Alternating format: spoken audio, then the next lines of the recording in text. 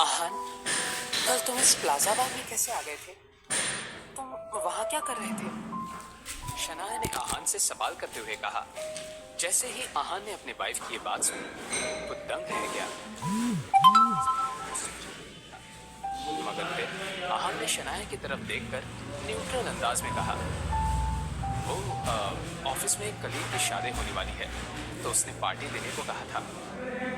शनाया और डाउट के साथ आहान उसने आगे पूछा, अच्छा फिर तुमने अंदर आकर मुझे उन गुंडों से अकेले बचा लिया? आहान जानता था कि होश में आने के बाद शनाया ये सवाल करने ही वाली थी, इसीलिए उसने बिना किसी हिचकिचाहट के मैंने पुलिस को कॉल कर दिया था।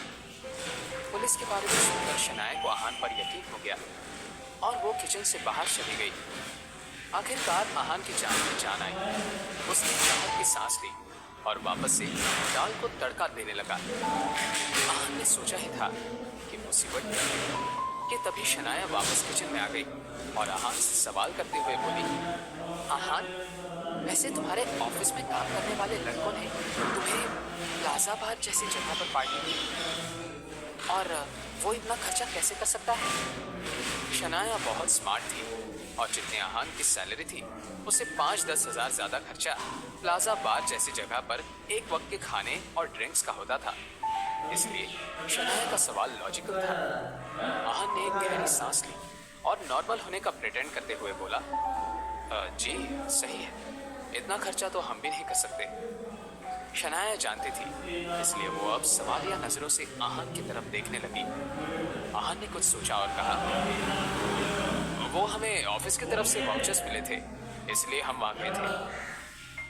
अब तो शनाया के पास सवाल करने की कोई जगह ही नहीं बची थी, इसलिए उसने हाँ में सर हिलाया और जाकर डाइनिंग टेबल पर बैठ के अपने खाने का इंतजार करने लगी। मेरी जान ही निकल गई थी, आहान ने अपने आप से ही कहा और खाना बनाने पर फोकस करने लगा। थोड़ी ही देर में खाना बन गया। आहान ने शनाया के प्लेट में खाना सर्व किया और दोनों साथ में लंच करने लगे। आहान ने नोटिस किया कि शनाया किसी गहरी सोच में डूबी हुई थी। ये बात आहान को परेशान कर रही थी। उसने दिल ही दिल में कहा, मैं नहीं चाहता कि मेरे बारे में सोच के शनाया परेशान हो जाए। आहान ने फिर कुछ सोचा और शनाया का मूड लाइट करने के इरादे से कहा, आप सोते वक्त खर्राटे लेती हैं शनाया? आहान की कही ये बात सुनकर शनाया हैरान रह गई। उसने अपनी बड़ी बड़ी आंखों से आहान की तरफ घूर कर देखा और बोली, क्या? मैं कोई खर्राटे नहीं लेती, और वैसे तुम्हें कैसे पता? तुम झूठ बोल रहे हो। ऐसी बात नहीं थी कि शनाया को याद नहीं था। भले ही सुबह जब शनाया की आंख खुली तो वो अपने बेड पर अकेली ही थी, मगर रात को बीच में जब शनाया की आंख खुली थी तो उसने आहान को अपने पास सोते हुए देखा। शनाया आहान के सीने पर सर रखकर सोते हुए बहुत कंफर्टेबल फील कर रही थी, लेकिन वो इस बारे में आहान को नहीं पता लगने देना चाहती थी। आहान ने शनाया की बात का जवाब देते हुए कहा, क्या मैं झूठ कह रहा हूँ? कल रात हम साथ ही सोए थे। आप इतना जोर से खर्राटे ले रही थी कि मुझे काफी देर तक नींद ही नहीं आई। आहान की बात सुनने के बाद शनाया ने कुछ सोचा। ये आहान खर्राटों के बारे में क्यों बात कर रहा है? मुझे बहुत ही ऑकवर्ड फील हो रहा है। हाँ, अब यही रास्ता है।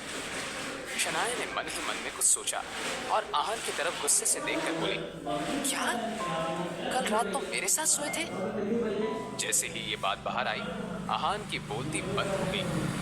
कल रात शनाया नशे में थी, तो वैसे भी उसे कुछ याद नहीं रहने वाला था, लेकिन आहान ने खुद ही अपनी टांग पर कुल्हाड़ी मार दी थी। उसने शनाया के सामने अपनी सफाई पेश करते हुए कहा, शनाया, वो मैंने जानबूझकर कुछ नहीं किया, आपने ही मुझसे रुकने को कहा था, सच में। आहान को देखकर ये बताना मुश्किल नहीं था कि वो कितना डरा हुआ था। अपने घबराए हुए पति की ऐसी हालत देखकर शनाया को जोर जोर से हंसने का मन कर रहा था, लेकिन वो आहान के सामने कुछ रिएक्ट करके बात को बिगाड़ना नहीं चाहती थी। इसीलिए शनाया ने बहुत ही बॉसी अंदाज में आहान की तरफ देखकर कहा, अच्छा तो ऐसी बात है, मुझे तो याद नहीं आ रहा। शनाया आहान की टांग खिंचाई कर रही थी। आहान ने कुछ सोचा और मन ही मन में कहा, शनाया को तो लग रहा होगा कि मैं कितना बदतमीज हूँ। अभी मैं उसे नजरें नहीं मिला सकता। आहान ने फिर कुछ सोचा और अपनी कुर्सी से खड़े होकर बोला, वो मैं हलवा बनाना भूल गया, अभी बना देता हूँ। मीठे के बिना खाना अच्छा नहीं लगता। आप आराम से खाना खाइए, मैं अभी हलवा लेकर आता हूँ। अपनी बात कहने के बाद आहान किचन की तरफ चला गया। उसने तो शनाया के जवाब का भी इंतजार नहीं किया। उसे ऐसे जाते हुए देखकर शनाया की हंसी छूट गई। खिलखिलाकर हंसने के बाद शनाया ने अपने आप से ही कहा, ये आहान भी ना, उसे चिढ़ाने में अलग ही मजा आता है। जहां एक तरफ आहान और शनाया के घर हंसी मजाक का माहौल था, गिल कंस्ट्रक्शन की हवा में एक अलग ही टेंशन था। स्प्रिंग कंस्ट्रक्शन से आने के बाद शौर्य और नीरज गिल की हालत गुस्से और चिढ़ से खराब हो रही थी। इस यश मेहरा की हिम्मत तो देखो, वो रायज़ादा खानदान के कुत्ते जैसा है, लेकिन फिर भी हमारी इंसल्ट कर रहा है। शौर्य ने गुस्से से तिल मिलाते हुए कहा। अपने बेटे की ऐसी बात सुनकर नीरज गिल ने अपनी राय देते हुए कहा, मुझे लगता है कि जरूर उसे किसी ने ऐसा करने के लिए उकसाया होगा। वो किसी वजह से ऐसा कर रहा होगा। यश मेहरा एक बहुत ही होशियार बिजनेसमैन है, वरना वो रायज़ादा खानदान के लिए काम नहीं कर रहा होता। पता नहीं वो हमें इतना तंग क्यों कर रहा है। अपने पापा की बात सुनते ही शौर्य ने इम्पल्सिव होकर कहा, अगर ऐसी बात है तो हमें कानून की मदद लेनी चाहिए। हमारे पास यश मेहरा ने साइन किया हुआ कॉन्ट्रैक्ट है, हम उस पर केस कर देते हैं। एक दो नोटिस देखेगा तो उसकी अक्ल ठिकाने पर आ जाएगी।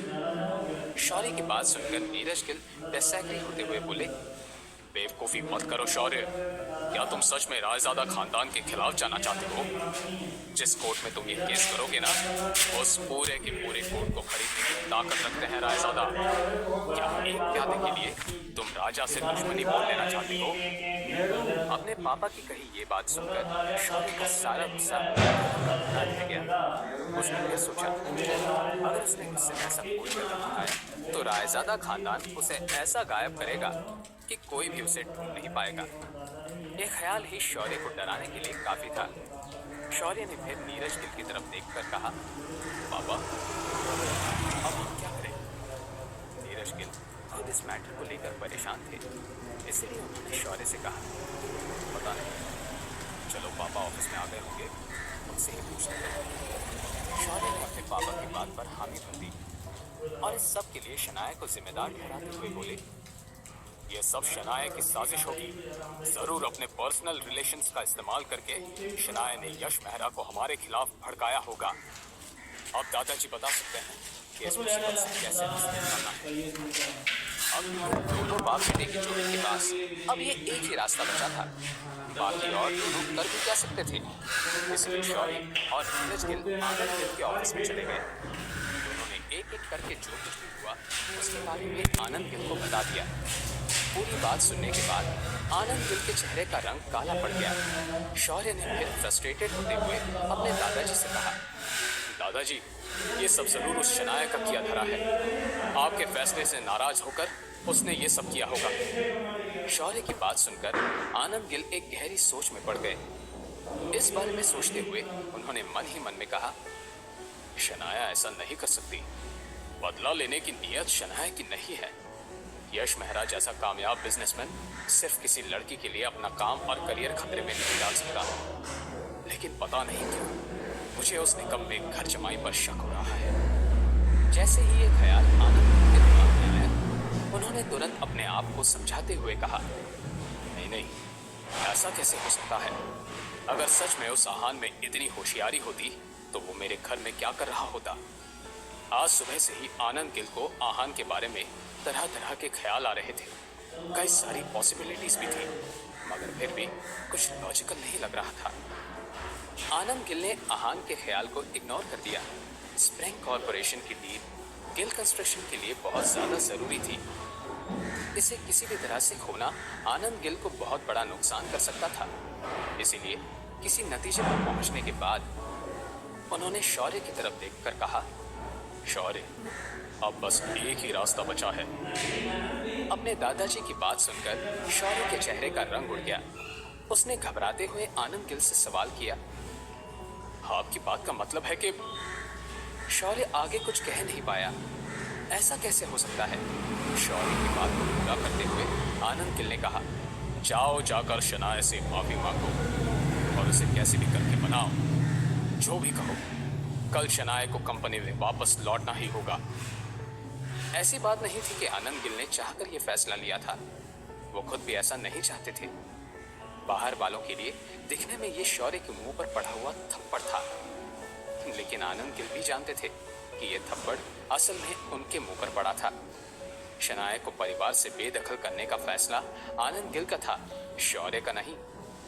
दादाजी, शौर्य अपने दादाजी को यह कहकर मनाना चाहता था, मगर उनके गुस्से भरे एक्सप्रेशंस को देखकर उसने अपनी बात को मुंह में ही दबा दिया और बेमन से हामी भरते हुए बोला, ठीक है, मैं जाकर कोशिश करता हूं। शौर्य वहां से जा ही रहा था कि आनंद गिल ने उससे कहा, कोशिश मत करो, काम पूरा करके आओ। शनाया ऑफिस में कल मौजूद होनी चाहिए। आनंद गिल के बात करने के लहजे में एक अजीब सा इमोशन था। शौर्य ने इस बात पर दांत पीसकर हामी भर दी और ऑफिस के बाहर चला गया। शनाया से माफी मांगने के ख्याल से अपने आप से नफरत हो रही थी उसे, लेकिन क्या किया जा सकता था? किस्मत का लिखा कौन टाल सकता था? शौर्य को एक ही वक्त पर गुस्सा भी आ रहा था और अपने आप पर तरस भी आ रहा था। पता नहीं मेरे साथ क्या हो रहा है, लाइफ इस टॉर्नेडो राइड जैसी हो गई है। करीब करीब आधे घंटे के बाद शनाया का फोन बजा, मगर जब उसने कॉलर आईडी पर शौर्य का नाम देखा तो उसने तुरंत कॉल काट दी। इस बात से शौर्य को बहुत गुस्सा आया, लेकिन वो कर भी क्या सकता था? तो उसने कोई चारा न होने के मारे एक बार फिर से शनाया को कॉल किया। इस बार शनाया फिर से कॉल काटना चाहती थी, लेकिन आहान ने फोन उठा लिया। क्या बात है? आहान ने शनाया की तरफ देखकर मुस्कुराते हुए कहा। आहान की आवाज सुनकर शौर्य का मुंह बन गया। उसने आहान को हुक्म देने के अंदाज से कहा, शनाया कहाँ है? मुझे उससे बात करनी है। आहान को ऐसे ही किसी जवाब की उम्मीद थी, मगर उसने बिना ज्यादा रिएक्ट किए शौर्य से कहा, वो सो रही है। अब आहान शौर्य के सब्र को खींच रहा था। शौर्य से रहा नहीं गया और उसने एक बार फिर से ऑर्डर करते हुए आहान से कहा, तो उसे जगाओ, मुझे उससे जरूरी बात करनी है। शौर्य को जल्द से जल्द इस मैटर को सॉल्व करना था, लेकिन आहान की वजह से उसे देर हो रही थी। शौर्य के जवाब में आहान ने बिना कुछ कहे कॉल काट दिया। दूसरी तरफ से बज रही बीप को सुनकर शौर्य गुस्से से तिलमिला उठा। उसने गुस्से में अपने बड़े से बंगले के लिविंग रूम के एंटीक शोपीस को जमीन पर दे मारा। अपने बेटे के चेहरे को देखकर नीरज गिल समझ गए कि बात बिगड़ रही थी। उन्होंने शौर्य से कहा, एक बार फिर कॉल करो।